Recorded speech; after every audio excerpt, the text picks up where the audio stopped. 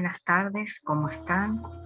El tema de la presente clase teórica es movilidad y transporte y abordaremos la temática desde el marco conceptual, las consideraciones generales, el diagnóstico, las conclusiones y estudio de caso. Para comenzar, la imagen de la portada nos muestra justamente el área central de la ciudad de Buenos Aires de alcance metropolitano, delimitada por las estaciones de transbordo de Retiro 11 y Constitución.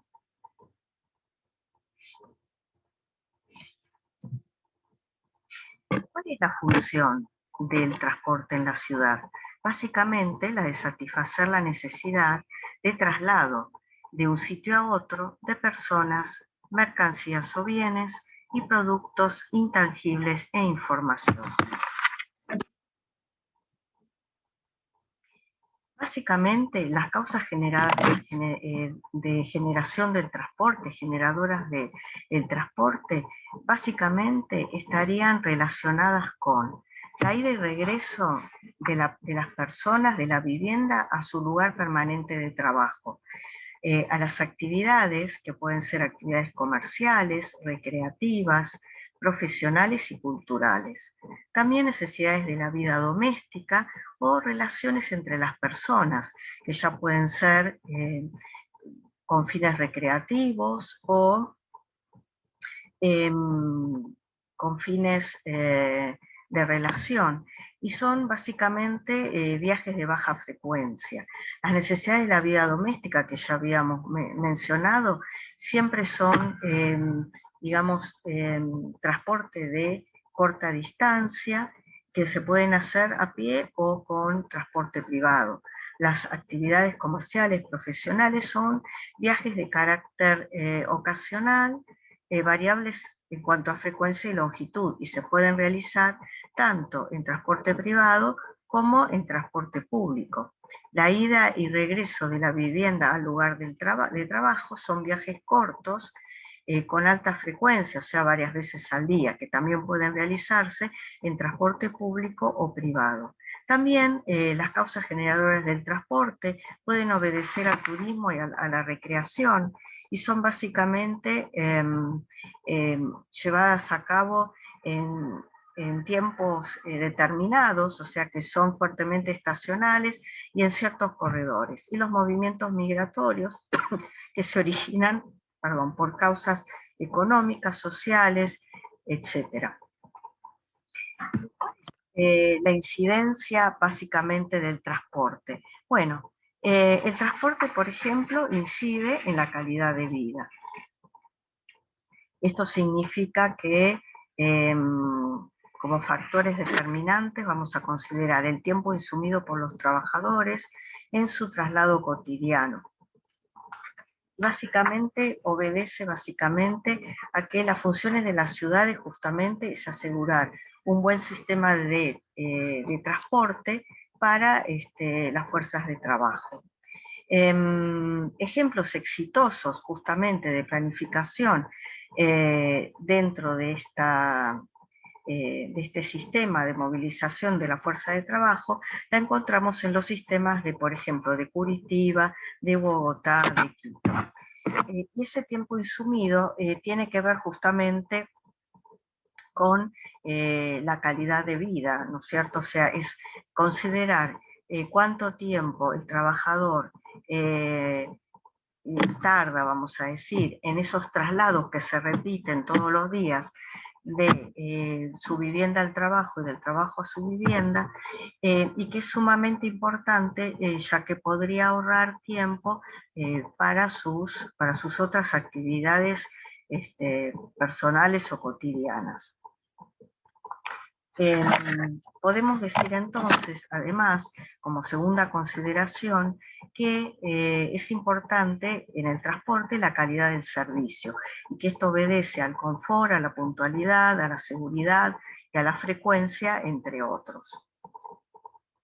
También es importante considerar la influencia del transporte en el salario mínimo, ya que, por ejemplo, en un salario mínimo, un trabajador debería pagar entre el 5 y el 6% de su salario, considerando solamente traslados en ferrocarril en el ámbito de la ciudad de Buenos Aires, hasta un máximo de 26% si habitara en zonas, vamos a decir, metropolitanas, que necesitara hacer algún transbordo.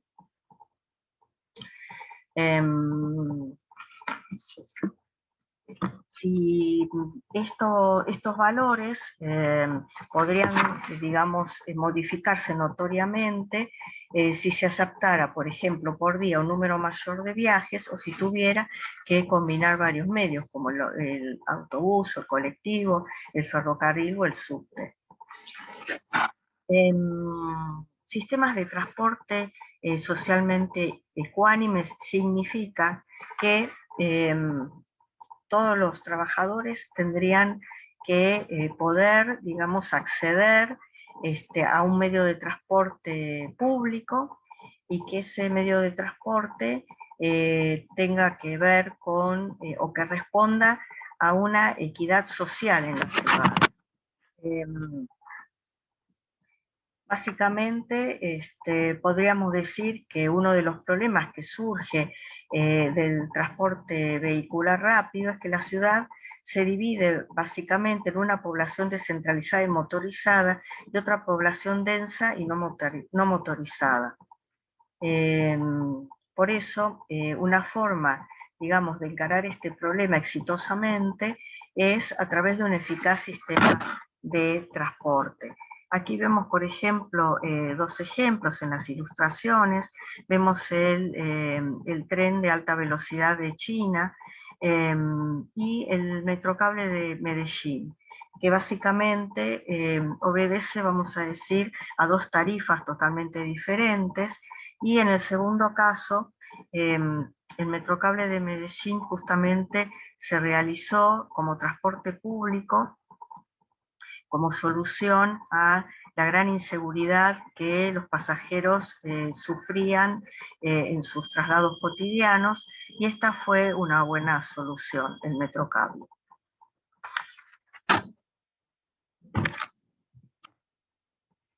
Siguiendo con el tema de la incidencia en la cuestión ambiental, tenemos que tener en cuenta también la contaminación medioambiental urbana, que se refiere básicamente a la contaminación, como dice como el enunciado, provocada justamente por el ruido, digamos, que tiene que ver con el transporte, y lo que podría provocar justamente en el medio ambiente la congestión, ¿no? La contaminación del aire. Otra observación o consideración que debemos tener en cuenta es el consumo energético. El consumo energético estaría traducido básicamente a través del transporte por los siguientes efectos sobre el medio ambiente, y que obedecen básicamente al consumo de energía, al fenómeno de efecto invernadero, a la contaminación atmosférica, al ruido y a la ocupación del suelo. Todo esto estaría relacionado básicamente con el consumo energético.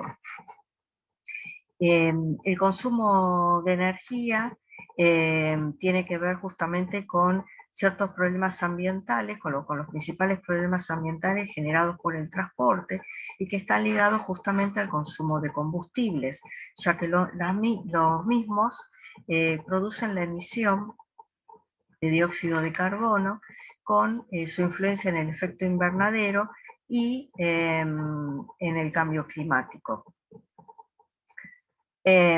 Podríamos, como segunda consideración, como dijéramos recién, el efecto invernadero básicamente va a responder a dos aspectos principales: la emisión de dióxido de carbono, que intensifica este efecto, y la emisión de distintos contaminantes. Podríamos decir entonces que el sector del transporte viario es el responsable de más del 98% de las emisiones de dióxido de nitrógeno, más del 85% de las emisiones de anhídrido sulfuroso. Estos serían otros contaminantes que surgen a partir de las actividades de transporte. El ruido es otro elemento que es producido por el tráfico de los vehículos y que cuando el tráfico ocasiona valores superiores a los 65 decibeles, podríamos decir que es el límite de tolerancia ambiental para el ruido. Podríamos decir que a partir de este valor superior se producen trastornos importantes para la salud. En esta ilustración que vemos, estaría representado el espacio público utilizado para movilizar 60 personas y su comparación con el automóvil particular, el colectivo y la bicicleta.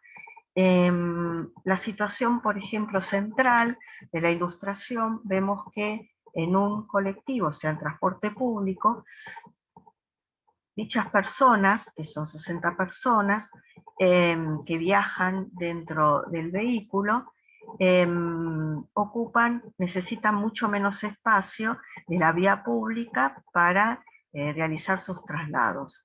En cuanto al automóvil particular, pueden observar que esas 60 personas necesitan 47 automóviles particulares para trasladarse, considerando la tasa de ocupación de 1,3 personas por vehículo. Lo mismo, bueno, la bicicleta es otra forma, vamos a decir, mucho más sustentable que las anteriores, y que sería también una opción aconsejable, digamos, o sostenible del transporte. Podríamos decir entonces, esto nos dejaría como mensaje que el transporte público, si es de calidad, sería la mejor opción, seguido por la bicicleta y por último el automóvil particular.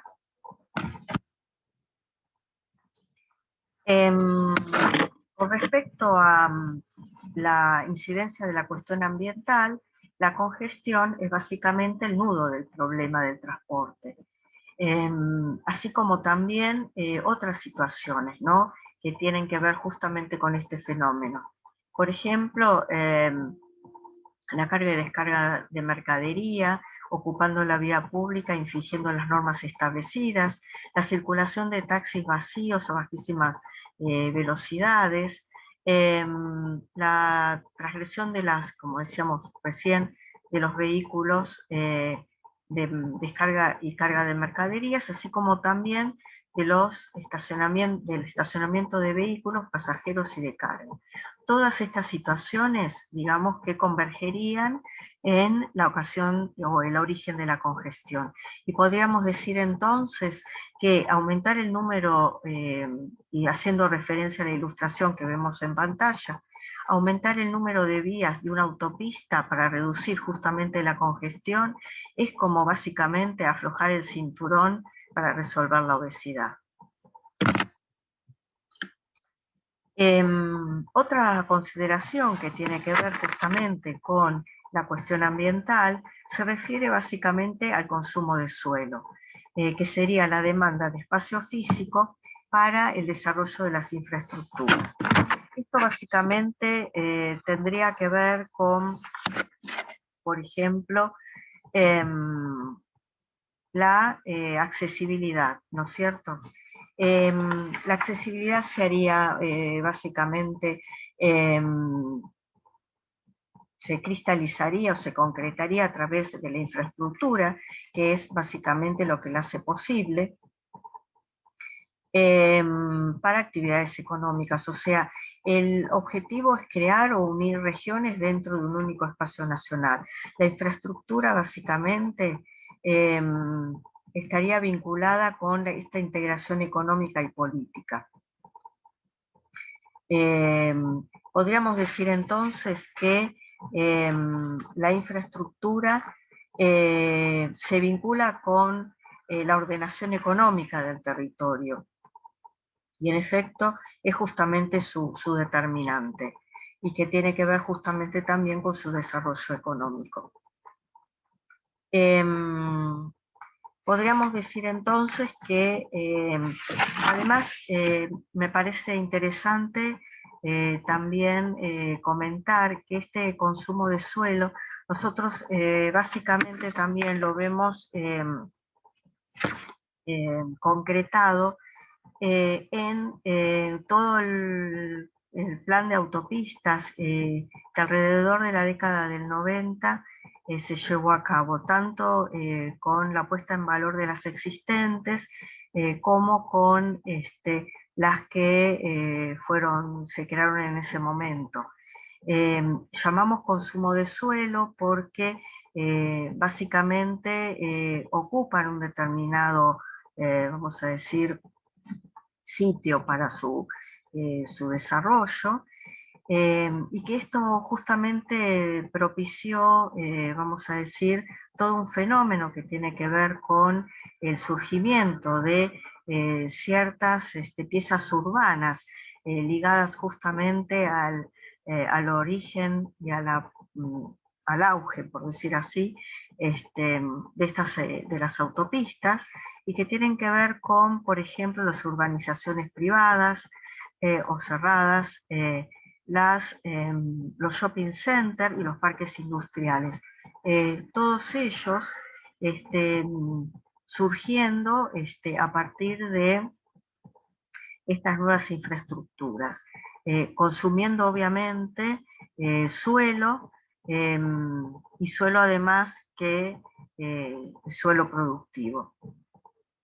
Otra consideración en cuanto a la cuestión ambiental tiene que ver con las barreras urbanas, o sea, estos grandes equipamientos y las autopistas constituyen también, y ahí vemos un poco en las ilustraciones, la autopista Ilia o la General Paz, avenida Lugones Cantilo, básicamente constituyen barreras urbanas y que tienen que ver justamente con el desarrollo básicamente de necesarios seguramente para el desarrollo justamente de la infraestructura. Hablando un poquito de barreras urbanas, también podríamos comentar que los ríos también constituyen barreras naturales y son utilizados obviamente con el transporte fluvial. En la próxima vemos también otra característica del transporte que tiene que ver justamente con su significación urbana.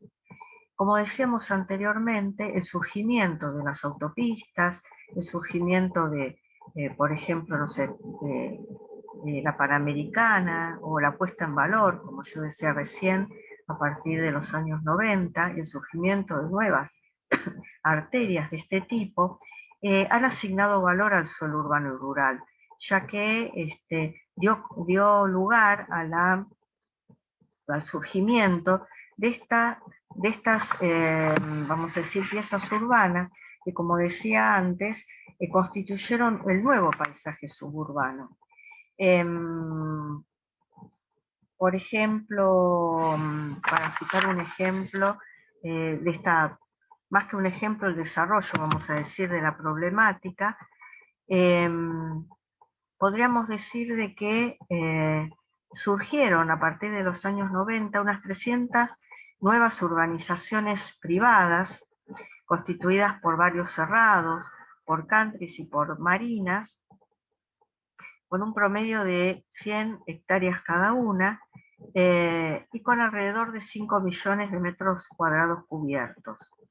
Esto podríamos decir que en conjunto ocupan básicamente la superficie, una superficie de 30.000 hectáreas o 300 kilómetros cuadrados, que coincidirían con una vez y media la superficie total de la ciudad de Buenos Aires. Para tener una idea, vamos a decir, de este proceso de suburbanización. Por ejemplo, un ejemplo básicamente que todos conocemos es el caso de Nordelta, con alrededor de 15.000 hectáreas, y que básicamente constituye el hábitat actual y futuro de alrededor de 300 a 500.000 personas, juntamente con lo que significa todo el equipamiento que lo rodea, ¿no es cierto?, con nuevos centros comerciales y de entretenimiento. Esta significación que tiene que ver con esta asignación de valor no solamente se hace a partir de esta tipología de urbanización, sino que también de los shopping centers, que también son centros que tienen un fuerte impacto urbano, ya que no solamente, es un conglomerado, por decir así, de diferentes funciones, no solamente una función comercial, sino también una función que tiene que ver con el esparcimiento, y con, sí, básicamente con el esparcimiento y con la gastronomía. Juntamente también, otra pieza urbana que surge son básicamente los parques industriales.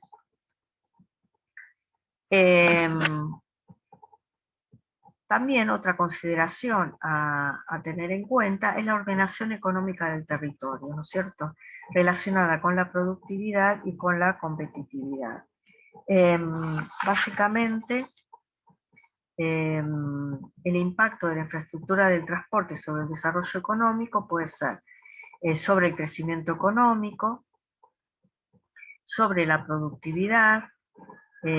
Esto significa que la infraestructura de transporte debe ser adecuada, ya que si ella no lo es, aumentan los costos del negocio a través de la congestión y de la, básicamente de la restricción de circulación también, en cuanto al mal estado de la infraestructura. Esto también tiene que ver justamente con el empleo, la incidencia en el empleo, y también con el acceso a fuentes laborales y a materias primas. Un aspecto relevante del problema tiene que ver justamente en preguntarse cuál es la variable dependiente en relación al transporte y al desarrollo económico. ¿Las inversiones en transporte son una consecuencia del desarrollo económico de las regiones o al revés? El desarrollo económico como consecuencia de las inversiones en el transporte. La incidencia en la significación urbana. Básicamente, otro aspecto importante a considerar es la configuración territorial, ya que sabemos que los ejes de transporte tienen una fuerte impronta en la estructura urbana. Básicamente, podemos considerar que esos ejes de transporte, esos fuertes ejes de transporte, concretados a través básicamente de las rutas, de las autopistas, de los ejes ferroviarios, son importantes, vamos a decir, generadores en el caso sobre todo de los ejes ferroviarios, de estas primeras localidades que se constituyeron a partir de las estaciones de ferrocarril, contribuyendo básicamente a la generación de una estructura de centros, que es justamente la que vemos en la ilustración, y a partir de esto también en su jerarquización. Comenzamos aquí entonces con lo que significa o con esta clasificación básicamente de los modos de transporte, y vemos en las ilustraciones básicamente la representación a partir de su clasificación, por ejemplo, por su naturaleza. Por su naturaleza el transporte se clasifica en transporte terrestre, transporte aéreo y transporte naval, que puede ser marítimo o fluvial. La clasificación de los modos de transporte de acuerdo a su objetivo es de acuerdo a lo que transportan. ese transporte puede ser de personas, puede ser de mercancías o puede ser un transporte mixto. Por su modalidad, los modos de transporte se clasifican en privado o en público. Y el público, además, puede ser de dominio privado, de dominio público o concesionado.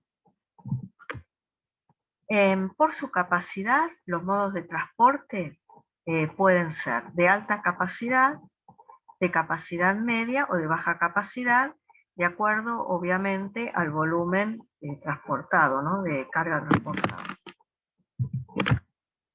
El transporte terrestre, aquí terminada entonces esa clasificación, comenzamos entonces a describir y hablar un poquito sobre el transporte terrestre de personas. El transporte terrestre de personas se puede realizar a través de lo que llamamos vehículos no guiados, como puede ser el automóvil particular, el taxi, el remis, las combis, los ómnibus o colectivos y los ómnibus de gran capacidad o biarticulados o triarticulados, como señalan las ilustraciones. El transporte terrestre de personas también puede realizarse a través de vehículos guiados, como por ejemplo el tranvía, el metro ligero, el subterráneo y el ferrocarril, que puede ser de cercanías, regional, de largo recorrido o de alta velocidad. A su vez, el transporte terrestre de mercancías se puede realizar a través de vehículos guiados, como por ejemplo el tren de carga. También el transporte terrestre de mercancías se puede realizar a través de vehículos no guiados, como puede ser una camioneta, la camioneta o la van, el camión urbano y el camión semirremolque. Entrando ya en la temática del transporte de personas, definiendo su rol, problemas y beneficios, hicimos una clasificación y un estudio de acuerdo a su rol, a sus costos, a sus problemas y beneficios. Comenzaremos con el transporte terrestre de personas no guiado, por ejemplo, los colectivos. Bueno, el rol de los colectivos básicamente, o su definición, corresponde al autotransporte público de pasajeros para viajes cotidianos. En cuanto a costos, podemos decir de que poseen tarifas económicas. El colectivo tiene un boleto mínimo en Cava, como mínimo, digamos, en cuanto a trayectos, entre 3 y 6 kilómetros, y pagando con la tarjeta SUBE corresponde a 18 pesos, y con la tarifa social 8,10 pesos. Está el equivalente en dólares, yo solamente me voy a referir a su equivalente en pesos. Otras ciudades, por ejemplo, un viaje en autobús, siempre vamos a hablar del trayecto mínimo, de los valores mínimos. En Nueva York, entonces, el viaje en autobús tiene un valor de 260,67 pesos, que correspondería a 2,75 dólares, y a través de una tarjeta, que es una tarjeta como la tarjeta SUBE de MetroCard, pero esta tarjeta permite básicamente la integración de uno o dos modos, tiene una tarifa más económica correspondiente a $1. En Londres el autobús sale 201 pesos con 34, en París 219,12, y en Santiago de Chile, en Transantiago, tiene un valor de 90,05 pesos a 104,27 pesos. El transporte entonces de colectivos tiene subsidio estatal y posee descuentos con la tarjeta SUBE. Como problemas podemos decir que hay una falta de coordinación en la regulación y la planificación, que hay una sobreoferta y en algunos sectores hay como un exceso, vamos a decir, de líneas, hay una sobreoferta. digamos que ofrece contaminación por sus motores, por el ruido. Son coches que muchas veces tienen una higiene deficiente y una conducción peligrosa. Como beneficios, los colectivos es un sistema flexible que en un comienzo se utilizó como medio para unir, vamos a decir, las estaciones ferroviarias en sus comienzos, y que eh, básicamente, por eso decimos que obviamente es un sistema flexible frente al ferrocarril, y que posee la tarjeta SUBE, que es un boleto electrónico, que no solamente se utiliza en los colectivos, sino también en subtes y trenes. Siguiendo con el transporte de personas, los taxis. El taxi es un transporte público de carácter diferencial para recorridos cortos en la ciudad. Tiene un costo actual de bajada de bandera de 85 pesos en horario diurno y 102 pesos en horario nocturno. Es un servicio caro con respecto a otros medios, pero digamos que es económico con respecto a otros países. En Tokio, por ejemplo, la bajada de bandera sale 616 pesos con 13, en París casi 300 pesos, en Nueva York 236 pesos con 97, y en Emiratos Árabes 309,67. Como problemas, ofrecen una cobertura jurisdiccional de taxi solamente en la ciudad de Buenos Aires. Tiene una circulación a veces a baja velocidad para justamente poder tomar clientes, y a veces eso aporta a la congestión, y muchas veces ofrecen inseguridad por asaltos a pasajeros y taxistas. Como beneficio hay abundancia, es rápido, es de puerta a puerta, es una fuente de empleo, de autoempleo, y bueno, ofrece una fuerte identidad por el color de los vehículos. Los remises, como otro medio de transporte, tiene el rol de ser un transporte de puerta a puerta alternativo al taxi de cobertura suburbana. Esto es importante. En este momento tiene un valor mayor al del taxi, con una bajada de bandera de 97 pesos. Como problema hay un fuerte mercado informal, sobre todo en el área metropolitana, famosos en ciertos lugares, por ejemplo, de La Matanza, los 050, se los determina en un momento, se los llamaba así. Como beneficios es un servicio puerta a puerta y no se cobra la vuelta del origen del viaje.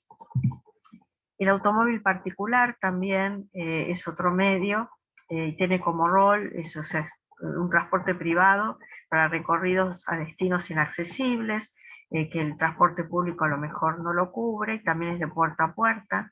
Costo, tiene un importante consumo de combustible. Como problemas es un medio más ineficiente en cuanto a cantidad de pasajeros transportados, como lo veíamos en la ilustración anterior, ¿no? La ocupación, vamos a decir, del espacio de infraestructura es el más desfavorable, por decir así, comparado con el colectivo y la bicicleta.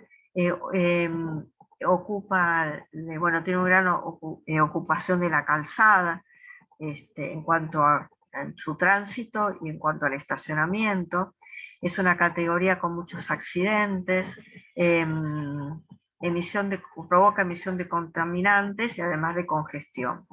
Como beneficios, libertad de moverse en cuanto a horarios y recorridos, seguridad personal, sentimientos de libertad, individualidad y comodidad.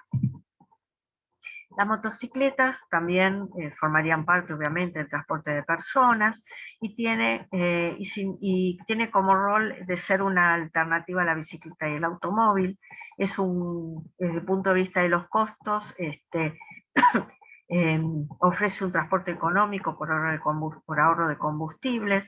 Como problema es una alta tasa de accidentes e inseguridad, muchas conductas a veces suicidas en la conducción, muchas veces es un instrumento para actividades delictivas, ofrece un alto nivel de contaminación sonora, y es vulnerable a los cambios climáticos, y recién ahora hay un poco más de equipamiento urbano para las motocicletas. Como vemos en las ilustraciones, a la derecha, esa zona de detención para las motocicletas. Como beneficios, bueno, tiene una menor demanda de calzada, tiene menor contaminación que el auto, se desplaza en medio del tránsito congestionado, genera empleos, por ejemplo los delivery, etc. Ahorro de gasolina, facilidad de estacionamiento y fácil y rápida movilización. Las bicicletas es otra opción y corresponde su rol a un transporte conveniente para recorridos cortos en medio de la ciudad. Es un transporte económico.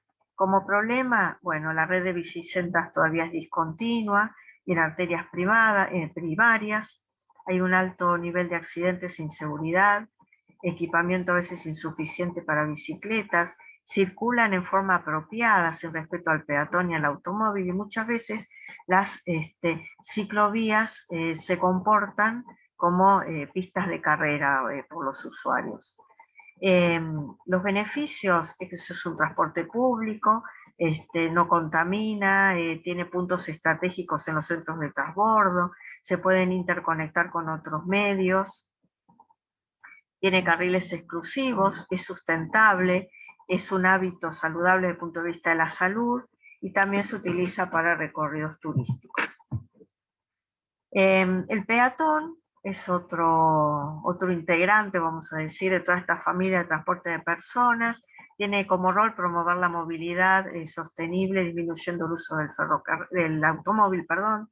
Los costos es una actividad gratuita, problemas que ofrece, es poco respeto al peatón por los conductores de vehículos colectivos y bicicletas, accidentes, veredas angostas en muchos casos, la contaminación de los escapes de los automotores a la altura del rostro, veredas deterioradas, basura y heces cañadas en las aceras y muchas veces inseguridad creciente. Como beneficios, que hay una importante, vamos a decir, vías peatonales en el microcentro, que es un equipamiento urbano importante.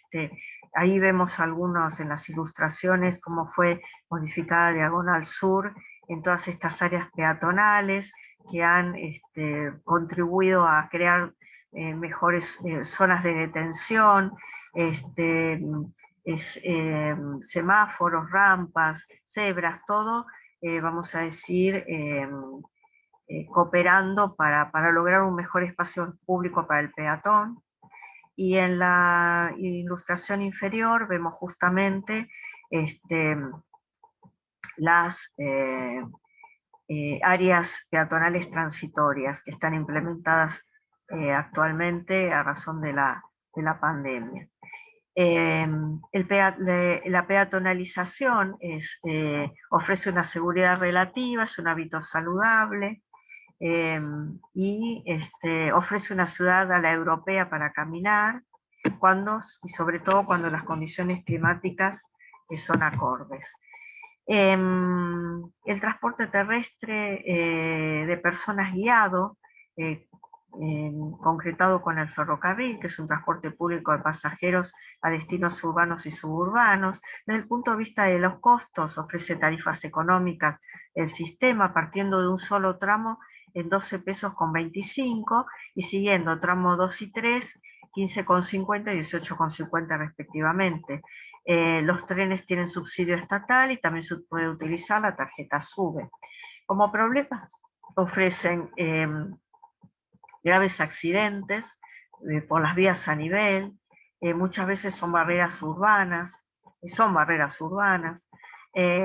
muchas veces hay falta de inversiones y cierre de ramales, es una extensa red de alcance regional sin operar.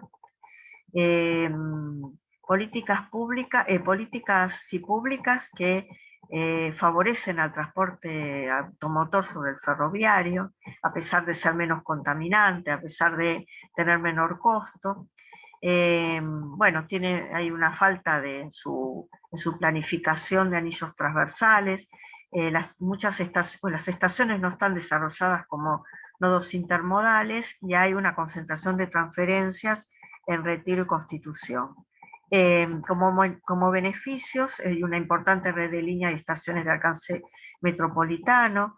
Es un mínimo nivel de contaminación con rapidez en los viajes, revisión horaria, nuevas unidades con servicios de calidad, como alternativas al viaje en el automóvil o en colectivo, y también el boleto electrónico SUBE. Después tenemos el subte, que es un transporte de personas dentro de la ciudad de Buenos Aires. Es el medio más costoso en la ciudad, pero es el más económico en el mundo. La tarifa para un viaje en tarjeta SUBE actualmente está en 30 pesos. En cambio, en otras ciudades, como Nueva York, están 260 pesos, en Londres 657 pesos, en París 218 pesos, son todas cifras aproximadas, en Santiago de Chile 105 pesos. La tarjeta SUBE ofrece descuentos por cantidad de viajes al mes y sin subsidio estatal. Después tenemos problemas dentro de este medio, como ser que no configuran una red sistemática, es de construcción costosa el kilómetro de subte, las ventajas no reflejan en los fondos para las inversiones, deficiencias en la infraestructura. Como beneficios, bueno, es un flujo continuo, no tiene interferencias, obviamente no hay semáforos ni nada por el estilo, rapidez de los viajes, es el más bajo, ofrece el más bajo riesgo de accidentes en todo el sistema, y también funcionan con el boleto SUBE, con la tarjeta SUBE. Otro transporte guiado de personas es el premetro, que es un transporte de superficie como extensión del subterráneo, circula por la zona sur de la ciudad. En cuanto a costos, la tarifa de un viaje en premetro con la tarjeta SUBE es de 10,70 pesos, es la opción más económica que el subterráneo, y es como un metro de superficie, ¿no? Carece de túneles. Como problemas, interferencias con el autotransporte, un trazado rígido. Como beneficios, el boleto SUBE, electrónico SUBE, también se utiliza para el premetro, tiene un gasto reducido energético, cuida el medio ambiente con tarifa unificada, rapidez y comodidad en los viajes, aprovechamiento de viejas redes de ferrocarril, y frente al subterráneo, vamos a decir que tiene menor presupuesto, ofrece, vamos a decir, buenas condiciones también de viaje. El transporte, dentro también del transporte de personas, tenemos el transporte aéreo, como es el avión. Se utiliza para el transporte de personas a más de 500 kilómetros y viajes intercontinentales. En cuanto a los costos, ofrece tarifas elevadas. Como problemas, además de estas tarifas elevadas, a veces presenta pocas diferencias con respecto al transporte automotor de larga distancia, aunque ahora también hay que considerar a las líneas aéreas low cost. Un viaje, por ejemplo, de ida de Buenos Aires a Bahía Blanca en avión sale 12.513 pesos, contra el ómnibus, que sale 4.165 pesos 8 horas, por ejemplo, ¿no? Los vuelos, como problemas también, a veces los vuelos contemplan importantes tiempos de espera, muchas veces problemas gremiales. ¿Qué más? En el aeroparque Jorge Newbery hay interferencia ambiental, pero ofrece buena localización. El aeropuerto de Ezeiza a veces presenta inconvenientes operativos, y a veces las instalaciones, si bien se han puesto en valor, bueno, terminan siendo no del todo eficientes y con una gestión que tampoco a veces es buena. Como beneficios, el Aeroparque Jorge Newbery es una terminal de grandes recorridos, es un centro de cabotaje. El aeropuerto de Ezeiza tiene buena conexión con el centro y los subcentros metropolitanos. Y a bordo estos viajes ofrecen una buena atención, comodidad y calidad de viajes. También tenemos dentro de lo que es transporte de personas, el transporte fluvial o marítimo de personas que se realiza en barco y que puede ser turístico a partir de cruceros o lanchas colectivos, como el transporte público fluvial. Los costos son altos, sobre todo, por ejemplo, de los turísticos, que son los cruceros. Para tener una referencia, el crucero a Brasil de 7 días sale 66.636,33 pesos por persona. Un viaje a Colonia y de vuelta en Buquebus actualmente sale 8.650 pesos. En cambio, en el transporte público, la tarifa de lancha colectivo 70 pesos ida. Como problemas, bueno, hay el poco calado del puerto de Buenos Aires, que necesita remolcadores para los cruceros, y viajes en su mayoría a Brasil y Uruguay. Como beneficios tenemos la terminal de cruceros Benito Quinquela Martín, la terminal de Buquebus, por ejemplo, las terminales de fluviales del Tigre, que tienen cobertura del Delta y del Uruguay, hasta el Uruguay, la actividad de cruceros que es reciente en la Argentina, buena cobertura de las lanchas colectivo en el Tigre y un servicio justamente de lanchas colectivo en el Tigre que parte de Tigre a Puerto Madero.